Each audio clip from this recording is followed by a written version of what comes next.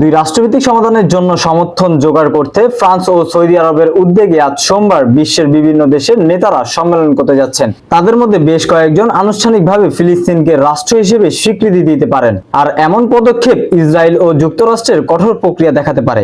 ইসরায়েলের জাতিসংঘ বিষয়ক দূত ড্যানি ডিয়ান বলছেন, তার দেশ ও যুক্তরাষ্ট্র সোমবারের সম্মেলন বর্জন করবে। তিনি এই সম্মেলনকে সার্ক হিসেবে উল্লেখ করে বলেন, আমরা মনে করি এটি কোনো সহায়ক উদ্যোগ নয়, আমরা মনে করি এটি আসলে সন্ত্রাসকে উস্কে দিবে। ইসরায়েলি কর্মকর্তা বলেছেন, এই ধরনের পদক্ষেপ নেওয়া হলে দেশটির পক্ষ থেকে প্রতিক্রিয়া দেখানো হবে। পশ্চিম তীরের কিছু অংশ দখল করার পাশাপাশি ফ্রান্সের বিরুদ্ধে বিশেষ পদক্ষেপ নেওয়ার বিষয়ে ভাবা হচ্ছে। মার্কিন প্রশাসনের পক্ষ থেকেও ব্যাপারটি হুঁশিয়ারি করে বলেছেন, ফ্রান্স সহ যেসব দেশে ইসরায়েলের বিরুদ্ধে পদক্ষেপ নেবে তাদের পরিমাণ ভোগ করতে হবে। আগামী মঙ্গলবার জাতিসংঘের সাধারণ পরিষদের অধিবেশন সামনে রেখে আজ এই সম্মেলন হতে যাচ্ছে। ইসরায়েল ইতিমধ্যে গাজায় হামলার আরো জোরদার করছে। পশ্চিম তীরে ইসরায়েলি বস্তি স্থাপনকারীদের সহিংসতাও বৃদ্ধি পাচ্ছে।